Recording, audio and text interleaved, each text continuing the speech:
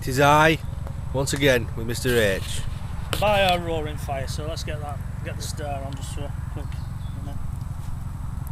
You've not paid your gas bill, just hold your hands near the monitor and feel the warmth. Nights are just getting slightly colder. Let me just document, look at that lovely shadow on the tree, it's like white paint, but it's actually sunlight. Yes, sir. Vladimir Putin, I believe you want to discuss. Yes, Mr. sir, H. a guy like Putin, as the song goes.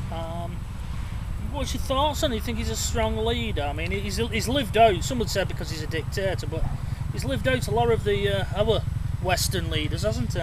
I think he's a legend, to be honest with you. I think... Not least for riding shirtless on the back of a horse. well, he's a man's man, isn't he? Yeah. And he is a leader.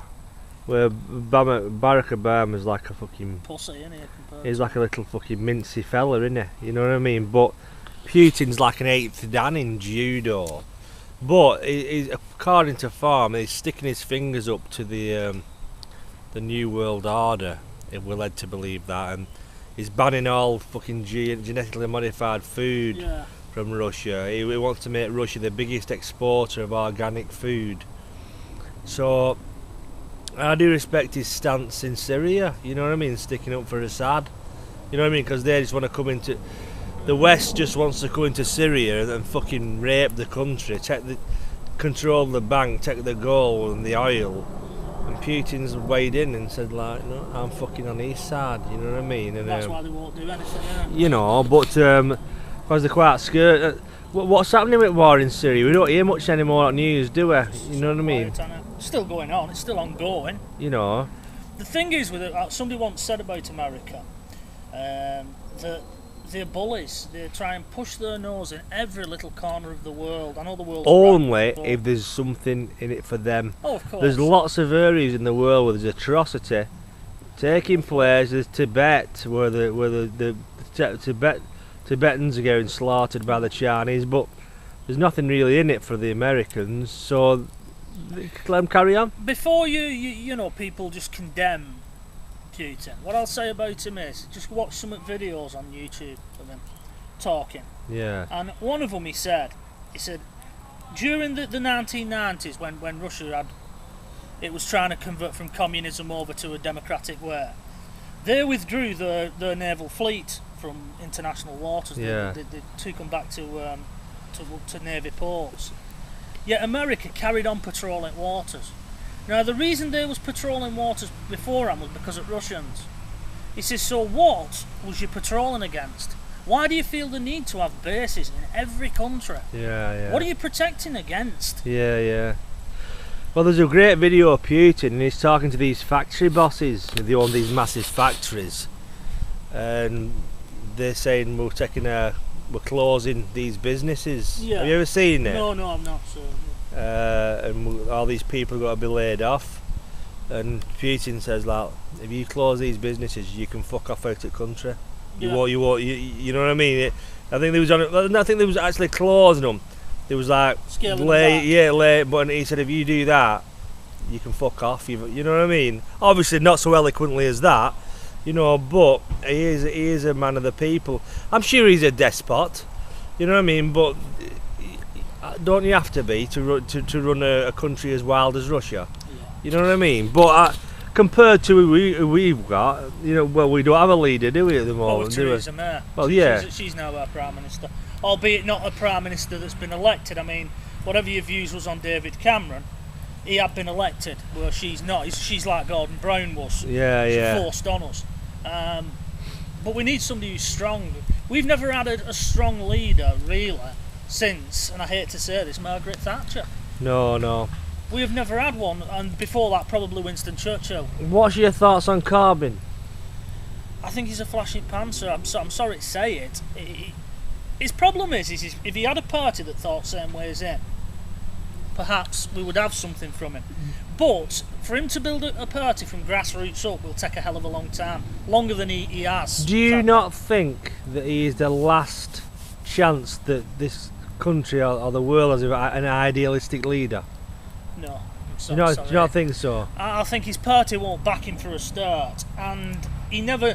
I would have had more respect if he'd have come out with it and said, you know, no, I believe this country's better off leaving. Yeah.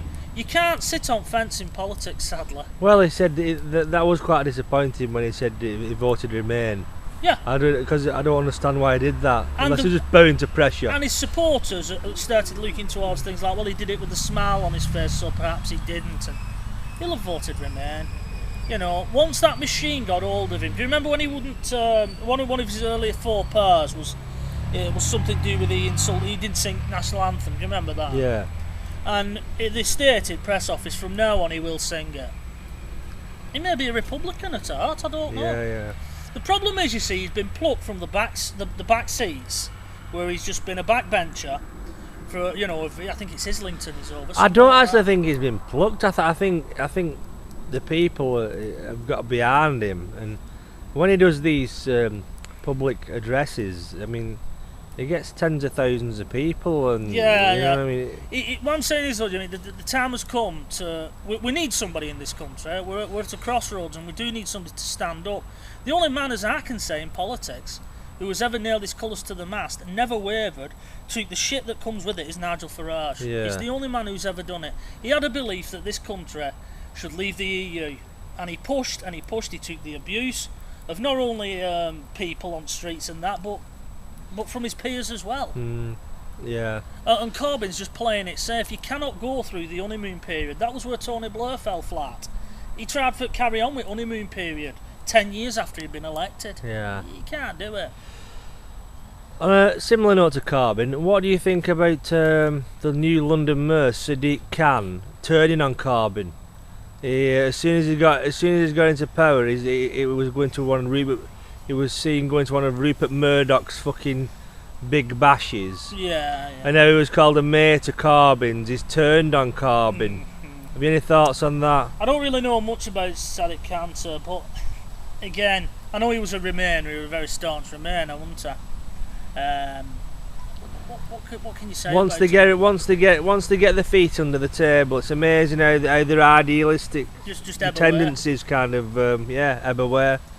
You know. I mean, it's going to be very difficult. I mean, one of the things they're pushing for is they're trying to push for Parliament to vote on Brexit. And I say it's a very brave man or woman who votes against what their constituents vote. What they should do if it does come to that, it should just be a rubber stamping exercise where they say, what did the majority of my constituents vote for? I will vote that way. Well, the House of Lords are trying to veto the vote, aren't they? Them stupid old cunts. But why? That's the question. Why? Because it's not in the best interests of the powers that be for us to be out of Europe. Well, I just think because they've got. I don't think it's just that, sir. I think because they've got investments themselves. I mean, it's like all those old feminists from the 70s. You know, with all these. You know, that used to walk around with an old Vietnam jacket on and stuff, and Doc Martens. Yeah. They've now been elevated into nice positions. Yeah. On so many 100k or whatever a year. Yeah. Their sisters are still struggling. Not only getting 70% of a wage compared to the male counterparts, but they leave their sisters struggling and very rarely say a word about it. Yeah. Feminists of yesteryear are just today's bloody rulers. Well, that's always the case, isn't it? Like John Lydon now is part of the establishment, and that happens, doesn't it? These people, they start out as fucking rebels and idealists, and eventually they're absorbed into the system. All right, he turned round and told, allegedly, they refused to be put into the Rock and Roll Hall of Fame, didn't they? Yeah. Wouldn't turn up to it. It's just lip service. He goes down bloody Groucho Club. Yeah. In London. He sells butter. Well, there you go. I mean, what does me with Lydon was, he buggered off to America. Fair play if that's where he wants to settle. And then he has the audacity to tell people who are living in Britain, oh no, you want to stay in Europe. You got away from it as far as you could fucking get. Yeah. There's